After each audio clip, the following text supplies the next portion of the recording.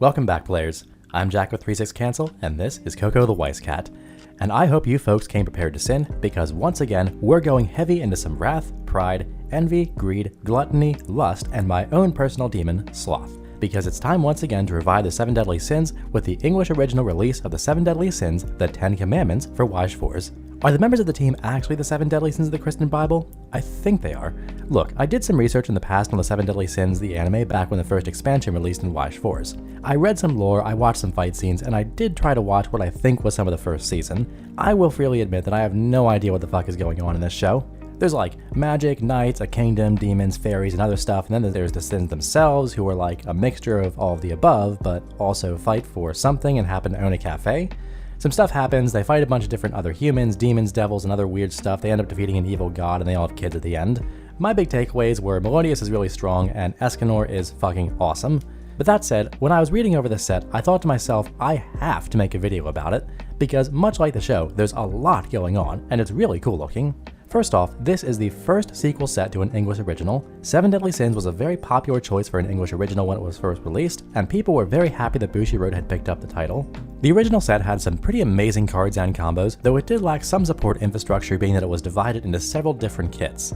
Well, in the 10 Commandments revival, every kit in the original 7 Deadly Sins build gets new toys, including the enemy faction, the Holy Knights, getting new support in both blue and green, but it also introduces a new enemy faction, the 10 Commandments, in blue. They have their own 8 pants deck that you can make in this new expansion. The 7 Deadly Sins across yellow, red, and green get all sorts of new stuff, including new level 1 and 3 combos, and of course, Escanor finally lights up the stage in all his luminous glory. Speaking of shiny things, the 7 Deadly Sins 10 Commandments also brings incredible SPs and shinies to the title. In fact, the set introduces several spectacular SPs to collect, as well as stamped Deadly Sins rares with the Sins crest foiled onto the card. Nothing crazy like Trial Deck SPs, SSPs, or SECs though. No, that's not needed here. These shinies are beautiful.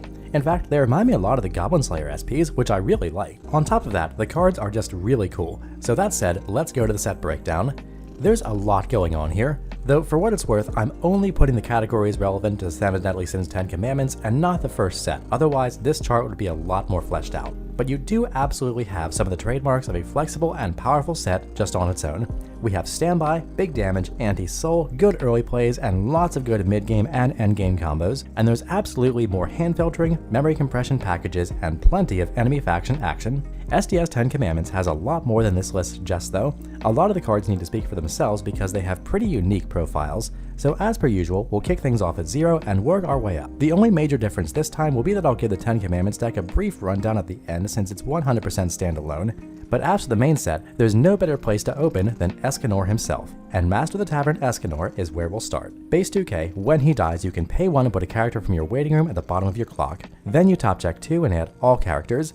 This is the same ability as the Aqua and Laplace from Hololive, and it's hands down one of the best level 0 abilities in the game. His power is a bit more compromised to be 2k in all lanes instead of 3500 in the center, but he's absolutely a staple and really ups the ante on the SDS level 0 game. But Escanor is not done. The next level 0 in our list is Escanor, wielder of Rita. He's a stock bomb, meaning that when he's reversed, he kicks the battle opponent to the stock, and then the bottom card of your opponent's stock is put into the waiting room. Usually, this only works on a level 0 battle opponent, or a level 1 battle opponent if he was level 1, etc. However, Escanor can do this to any battle opponent whose level is X or lower, where X is the number of that same card in the waiting room. So if you have 3 of these Escanors in the waiting room, Escanor can stock bomb a level 3. This is super in flavor for Escanor, and this card is bonkers. Even with just 1 in the waiting room, the fact that you can remove 1/1s with hand encore with this is really funny. I love this card, and as much as I'd like to keep talking about it, we need to move on because yellow is not the only color that got some great zeros. For example, look at this Diane. On deck, you can pay 1 and clock yourself, and then put her into memory, and top check 3 and add a character. Not a bad profile, but it has more. Further, this card has an alarm mechanic, where if it's the top card of your clock at the start of your main phase, and you have another copy of it in the memory, you can pitch a card and then top check 3 and add a character. So even while she's in your memory, you can still use her to filter. Being that she filters and memory compresses and continues to be a resource for the whole game, she's a very strong level 0. I think this card actually has some flavor that I'm missing because I just don't have enough context from the show, but that's pretty cool too. But let's pivot from the front row to the back row and talk about Brainstormers. Have you ever seen a Brainstormer that's also a Climax combo? Well, there are a select few, and this Elizabeth is about to join them. When you play a stock soul climax, you put the top card of your deck into the waiting room, then you salvage an X or lower character, where X is that card's level, and of course, she's a tap self-salvage brainstormer. Now, is this as flexible as some other plussing combos that you can search or salvage? No, it isn't, but don't underestimate the ability to plus without really dedicating your front line to your climax combo. The fact that you can just slam this climax down at any point in the game and only worry about having your actual brainstormer on board is nothing to sneeze at. Bushiroad has made many level 0 combos in the past, and most of them are hot garbage, but there are a select few that are pretty bonkers, like Close Call Silica for example, and I think this Elizabeth could definitely be one of those examples. Now, SDS 10 Commandments has a lot more solid zeros. Red has a Gauther level 1 or higher Akatsuki on death that gains some power and a level on stage, and a very solid Melodious Climax swapper, as well as several other awesome things, but we need to move on to level 1 because there's a lot to talk about. There are several new level 1 combos in the 10 Commandments, and just for a switch, why don't we open with Merlin? Merlin True Identity is base 4k and gets plus 2k if you're playing the game. When she attacks, if you have the gate combo, you choose one of your characters and then it gets the following 2 abilities until the end of your opponent's next turn. First, you can pay 1 and double trigger on attack, and second, you can return the character to your hand when it's front attacked. So not only does this perpetuate its own combo, it gives you the flexibility to keep your stock clean, pick and choose your targets for big brain plays, and swings with combo at 7k, which is pretty big for an on-attack advantage combo. But if you're looking for a bit more interaction, King actually has a new bar combo. At 4500, he gets plus 2k as long as you have any green card in memory, which you will. When you place the climax, King gets the following 2 abilities until the end of turn. On reverse search, and the character facing this card cannot move to another place on the stage, bounce to hand, or send itself to memory. In Weiss Schwarz, there was a watershed moment where on-reverse combos became a lot less viable because your opponent's characters got a lot more mobile and a lot tougher to pin down. King says no to all that newfangled nonsense and throws those chains around his battle opponent, making sure they go nowhere and you get that combo. It's more than that though. Consider all the combos in modern Weiss Schwarz that need to bounce back to your hand or go to memory to really do their thing. Including that Merlin we just mentioned, King, while guaranteeing your combo, can almost completely negate some of your opponent's combos. Man, back in 2017 when my fate to bear Aaron was about 90% of the field, people would have given their collections for a card like this, but I digress. Let's talk about some other cool stuff at level 1. Melodious, Wielder of Lost Vein is a 1/0 4500. If you have another copy of this card on your center stage, it gets plus 500 for each other character, and on attack, top check 2, put 1 in your waiting room and leave 1 on top, effectively letting you choose your attack trigger. The second ability is that when you place it on stage from hand, you can pitch a card and search your deck for another copy of itself and place it on the stage. So it can guarantee its own stage condition. It's basically a 1/0 6500 that can get another copy of itself and lets you choose your trigger. It may not be a fancy plussing combo, but it's hard to find anything more efficient, and it's a great card to tech out with. For another great standalone card, check out Petite Ban, a box topper, 1/0 4k 500 for each other, and Hand Encore. Now, does this card scream power? No, not really, but man is it efficient. 6k power and Hand Encore for no stock is some of the best bang for your buck, or cards in this case, that you can get without radically shifting the balance in Weiss Schwarz. Need a body? Ban is here for you, and very much in flavor, is pretty hard to get rid of. But if you do need to get rid of something, Gauther got a new 1/1 anti-early play that kicks its battle opponent to memory. He also mills 3 on play and on death, helping you get through your deck and hard removing some of the strongest cards your opponent can throw your way. One more level 1 worth mentioning is Merlin Handy Ability. First, she's a level assist, and second, when you play a climax, you can put the top card of your deck into the waiting room, and if it's a level 1 or higher, add 1 soul to one of your characters. Finally, you can rest her and put a card with Merlin and its name from your hand to the waiting room. If you do, you can salvage a character with Escanor or Arthur in the name. We already know Escanor has some bangers, and don't worry, he's not done. Arthur we see a lot less, but if we move on to level 2, we can see why this ability might prove useful. Ladies and gentlemen, I'd like to open level 2 of the 10 Commandments by showing you Monster Cat Companion Arthur, who, for your consideration, is a 2/1 10k with 2 soul and Hand Encore for 1 stock. I mean, you do have to have a character with Merlin in the name to get the power and Hand Encore, but these are minor details considering Merlin's got plenty of cards you'll want to hit the stage. You know, like the level 1 assist that salvages Arthur's and makes him 11k with Hand Encore and 2 soul for 1 stock. These are the kind of cards that haunt your opponent's dreams. Another one of those cards is Nanashi, Mysterious Swordsman.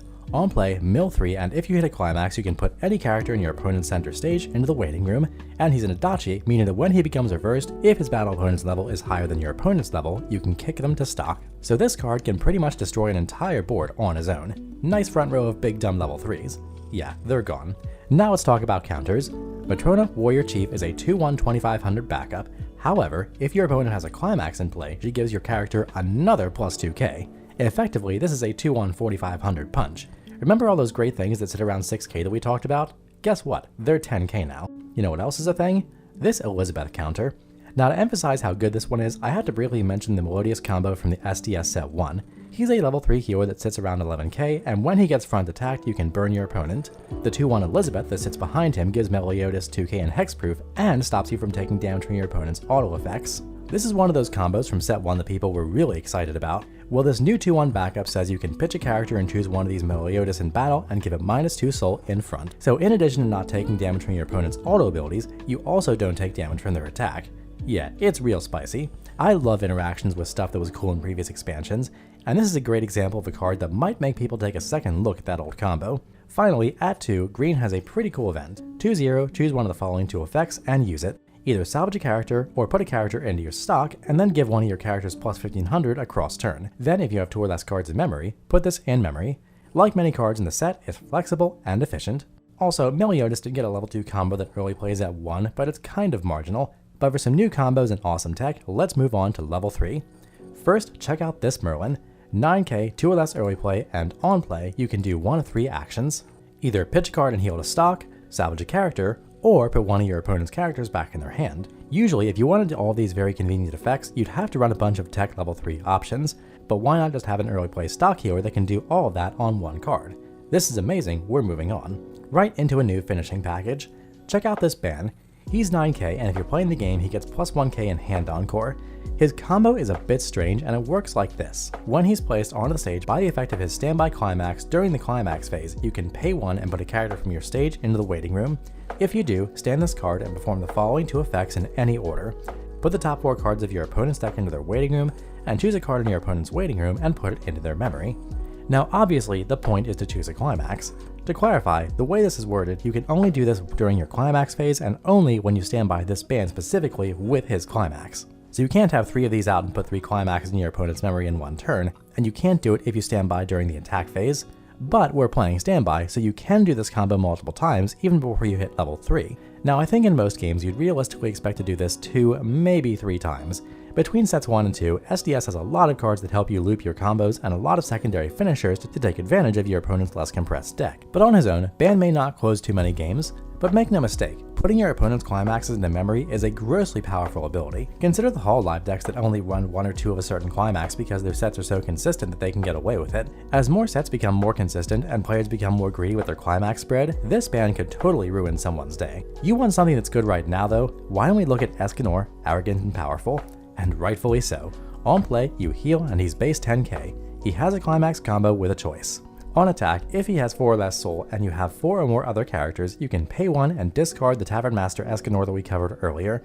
If you do, instead of attacking for a number equal to his soul, you attack for 1 damage X times where X is equal to his soul. Further, his text specifies that this is attack damage and not damage caused by an auto ability. So any card that says you can't take 1 or less damage from your opponent's auto abilities or cards that prevent auto ability damage altogether, do not turn this off. Again, this is kind of a weird ability, so let me clarify.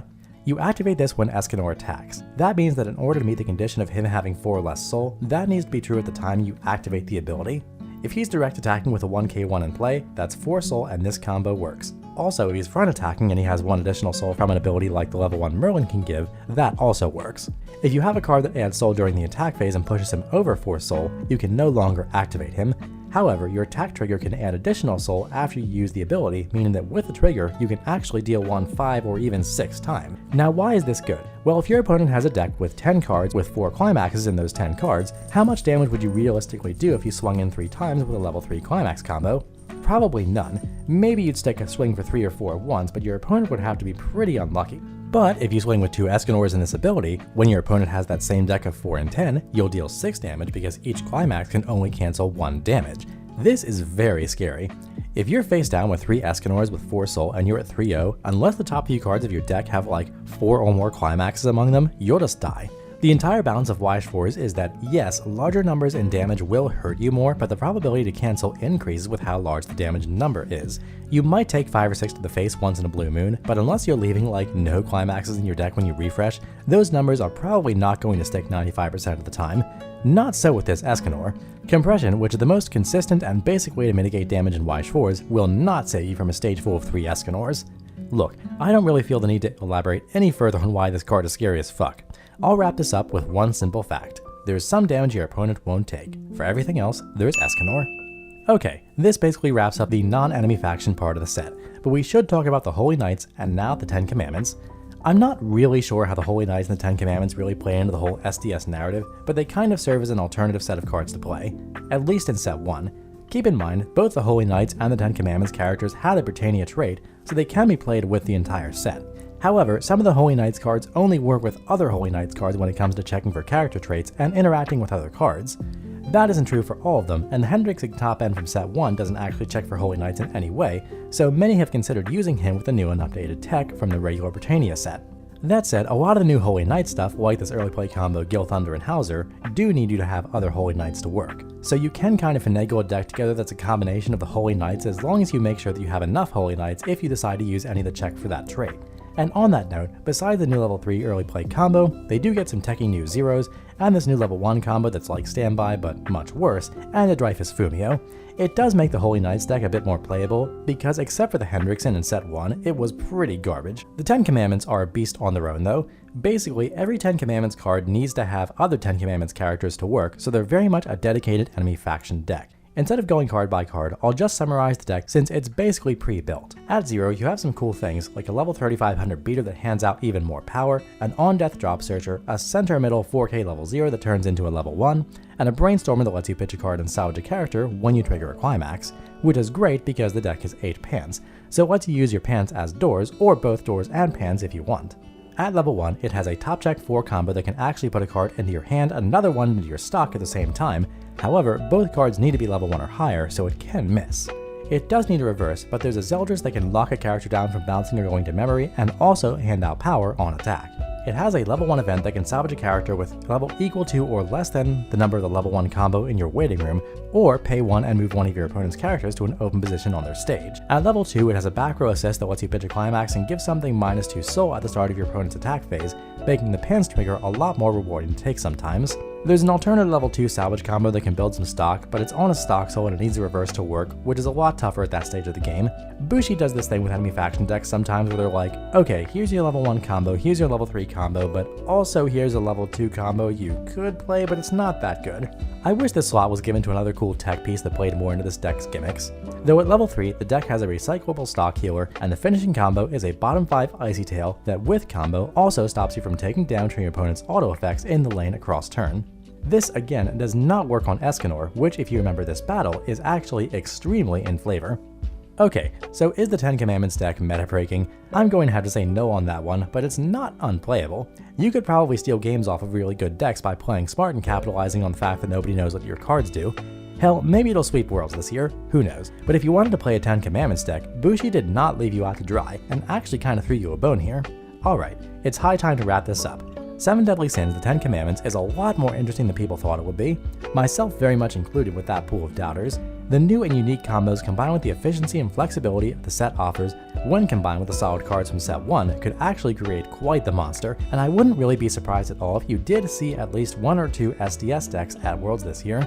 I know I can't wait to get my hands on some of these cards, break out my old SDS decks, and update them with this new and awesome tech. If you haven't given it a chance, or just moved on from SDS because it didn't make a big splash the first time around, I definitely suggest giving it a second look, because this set is just really cool. In fact, it's probably some of my favorite cards I've showcased actually, just for their abilities. Anyway though, it's time for me to go, players. Enjoy SDS, and look forward to more on the decks you can make with it soon. And as always, thanks for watching. Peace.